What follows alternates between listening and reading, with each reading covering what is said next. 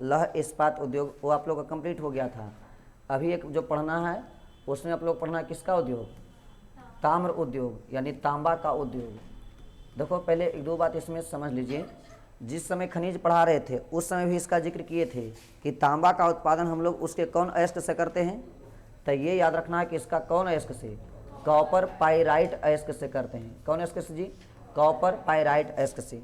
एक बात और याद रखना है कि जब हम कॉपर पाइराइट अयस्क से करते हैं, इसमें एक डिटेल क्वेश्चन कर देता है कि तांबा का निष्कर्षण या तांबा की प्राप्ति उसके कॉपर पाइराइट से किया जाता है, लेकिन किस विधि से किया जाता है, तो इसमें हम लोग जो विधि का इस्तेमाल करते हैं उसका नाम है वैद्युत अपघटन विधि।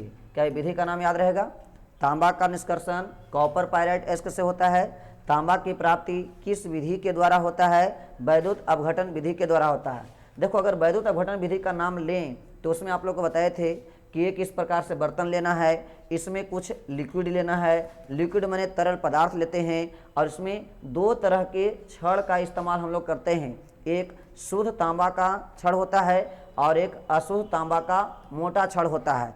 शुद्ध तांबा का जो पतला छड़ है ये काम करता है एनोड की तरह कि कैथोड की तरह, तो ये आप लोग को याद रखना क्या, एनोड की तरह, जबकि अशुद्ध तांबा का जो मोटा छड़ है ये काम करता है किसकी तरह, कैथोड की तरह। और फिर कहेगा इसमें जो लिक्विड का प्रयोग किए हो यह लिक्विड किसका बना होता है, तो यह कॉपर सल्फेट का विलयन होता है। ये भी आप लोग को आता है, यह कॉपर सल्फेट के विलयन को विद्युत अपघटय कहते हैं। प्रश्न आप लोग को आएगा, तांबा के निष्कर्षण में विद्युत अपघटय के रूप में किसका इस्तेमाल किया जाता है, कहना तांबा के निष्कर्षण में विद्युत अपघटय के रूप में कॉपर सल्फेट का इस्तेमाल किया जाता है। इसमें शुद्ध तांबा का पतला छड़ एनोड की तरह काम करता है और अशुद्ध तांबा का मोटा छड़ ये किसके जैसा, कैथोड के जैसा काम करता है। आपको हम इस पर जब डिटेल आप लोग पढ़ा होगा केमिस्ट्री में तो ये भी जाना होगा, यही कॉपर सल्फेट होता है CuSO4, जिसमें जब उसके स्रोत से विद्युत धारा का प्रवाह कराया जाता है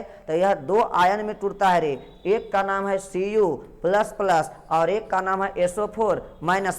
यहाँ तक बताए थे। और यही SO4-, के कारण जो यहाँ से तांबा निकलता है वह माइनस वाला पर जा करके जमा होते रहता है, क्योंकि माइनस पर ई प्लस, चूंकि कॉपर जो भी होता है धातु जो भी हो वो विद्युत ऋणात्मक है कि विद्युत धनात्मक है, धनात्मक है, अतः हुआ वहां से निकलेगा तब फिर से प्लस के पास नहीं जाएगा बल्कि उसका आकर्षण किसके साथ होगा, माइनस के साथ। इसलिए शुद्ध तांबा जो होता है हटते जाता है और जो कैथोड है इसी के ऊपर परत दर परत जमा होते जाएगा। तो जब परत दर परत जमा होते जाएगा इसलिए जो कैथोड है वो मोटा होते जाएगा, जबकि एनोड से निकलते रहता है ना तो यह पतला होते जाता है। क्या इतना लाइन समझ में आ रहा। अब इसके बाद थोड़ा सा और आगे ध्यान दीजिए, चूंकि उद्योग में क्या आएगा, भारत सरकार ने तांबा बनाने के लिए एक फैक्ट्री स्थापित किया है और वही फैक्ट्री का नाम है HCl।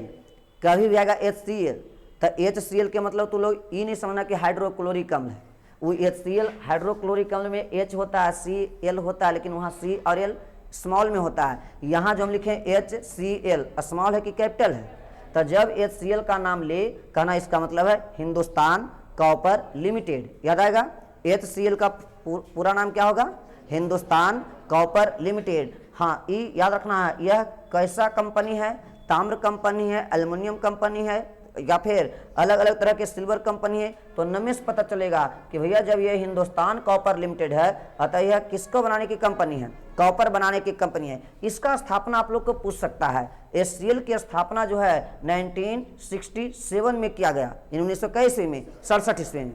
चलिए इससे रिलेटेड जो भी बात सुना एक बार फिर से हमको बता दूं। जब भी बात आएगा तांबा उद्योग का या ताम्र उद्योग का, कहना समझ गए, भारत में तांबा की जो प्राप्ति होगा वह उसके किस अयस्क से होगा, कॉपर पाइराइट अयस्क से होगा। कॉपर पाइराइट अयस्क से तांबा की प्राप्ति किस विधि के द्वारा होता है, विद्युत अपघटन विधि से होता है। विद्युत अपघटन विधि में तांबा प्राप्त करने के लिए विद्युत अपघटय के रूप में किसका इस्तेमाल करते हो, कॉपर सल्फेट का इस्तेमाल करते हो। एक बात इसमें और बता दें, हम आपको ये जानकर आपको गहरा आश्चर्य होगा कि एक क्वेश्चन पूछा हुआ था, सबसे अधिक बिजली का खपत होता है तांबा के शोधन में, एल्युमिनियम का शोधन में या फिर आएगा लोहा के शोधन में, इनमें से कोई नहीं।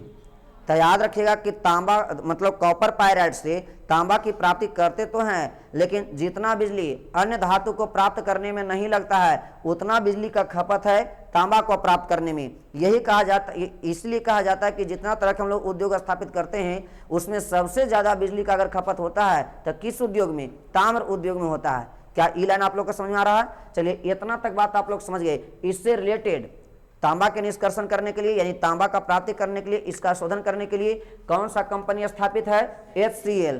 पूरा नाम क्या बताए? Hindustan copper limited. इसका स्थापना कब हुआ? 1967 में, 67 ईस्वी में। हमें लगता है यहाँ तक बात फिट हो गया, याद रहेगा। चलिए अब देखो, इसके बाद एक और आप लोग का खनिज आधारित उद्योग में ही आपको सीखना होगा, जिसका नाम है आप लोग का एल्युमिनियम। एल्युमिनियम उद्योग। जब हम एल्युमिनियम उद्योग का नाम लेंगे तो इसका बात भी पहले आप लोग को बता चुके थे। एल्युमिनियम का निष्कर्षण किस अयस्क से? यह बताए थे कि एल्युमिनियम का निष्कर्षण जो होता है वह उसके कौन अयस्क से? बॉक्साइट अयस्क से होता है। ये बात आप लोग को यहाँ पर भी ध्यान देना होगा। इसके लिए भी शुरुआत में भारत सरकार ने बॉक्साइट का उत्पादन करने के लिए एक कंपनी दिया, एक नाम दिया, और वही कंपनी का नाम आप लोग को हम बताए थे, क्या था? नाल्को था, NALCO। ये नाम याद रहेगा कि नहीं? आप लोग को कभी प्रश्न आएगा रे, एल्युमिनियम के उत्पादन करने में पहला कंपनी या पहला स्थापित कंपनी कौन था? नाल्को था। N से क्या होगा? नेशनल, AL से एल्युमिनियम, CO से कंपनी, यानी नेशनल एल्युमिनियम कंपनी। लेकिन आपको आएगा ये भी कि नेशनल एल्युमिनियम कंपनी का मुख्य केंद्र कहाँ है, इसका मेन सेंटर कहाँ है? तो नाल्को का मेन सेंटर जो है वो कहीं और नहीं बल्कि क्या है? उड़ीसा में है। क्या लाइन समझ आ रहा? अब आपको देखो प्रश्न को जोड़ेगा, एल्युमिनियम की प्राप्ति भारत में सर्वाधिक किस राज्य में होता है? तो सबसे अधिक हम लोग एल्युमिनियम की प्राप्ति चूंकि नाल्को के अंतर्गत करेंगे, इसलिए नाल्को के अंतर्गत करेंगे तो उत्पादन में माने बनाने में, तो तांबा को बनाने में प्रथम स्थान के रखेगा? उड़ीसा ही रखेगा। अब इसके बाद थोड़ा सा और ध्यान दीजिए। देखो नाल्को के बाद एक कंपनी का और नाम आता है, जिसका नाम क्या था? बाल्को। एक और एल्युमिनियम बनाने का कंपनी आया, उसका नाम क्या है? बाल्को। इसका पूरा नाम भारत एल्युमिनियम कंपनी, 20 से भारत एल्युमिनियम कंपनी। इसके लिए भी 2 गो इसका मेन सेंटर रहा, और यही एक सेंटर का नाम आपको बताए थे क्या? कोरबा, और एक सेंटर का नाम बताए थे क्या? कोयका। याद रहेगा कि नहीं? तो आपको याद रखना है बाल्को का मुख्य केंद्र कहाँ है, यानी भारत एल्युमिनियम कंपनी का मुख्य केंद्र कहाँ है? कहना कोरबा। कोरबा कहाँ पड़ता है? छत्तीसगढ़ में। कोरबा छत्तीसगढ़, छत्तीसगढ़ कोरबा। इसके बाद सेकेंड स्थान कौन रखता है? इसका दूसरा केंद्र कहाँ है? तो इसका दूसरा केंद्र कोयका में है। कोयका कहाँ? महाराष्ट्र में। कोयका कहाँ जी? महाराष्ट्र में। इसके बाद आप लोग को बताए थे कि नाल्को, बाल्को, एक आप लोग को हम बताए थे हिंडाल्को, HINDALCO। याद रहेगा कि नहीं? इसका मतलब क्या हुआ?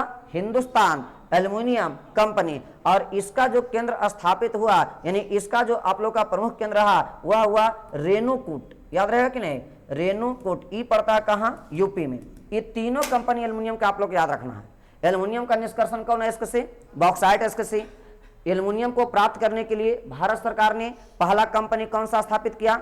NALCO, national aluminium company. इसका जो प्रधान केंद्र था वो कहाँ था? उड़ीसा में। इसके अलावा एल्युमिनियम को उत्पादन करने के लिए एक और कंपनी कौन आया? वाल्को, भारत एल्युमिनियम कंपनी। इसका 2 केंद्र याद रखना है। इसका प्रमुख केंद्र कहाँ है?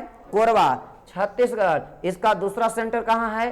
कोयका, महाराष्ट्र। जबकि एक तीसरा कंपनी भी है, उसका नाम है हिंडाल्को, और यह हिंडाल्को का जो मेन केंद्र है वह रेणुकूट है, और वह रेणुकूट कहाँ पड़ता है?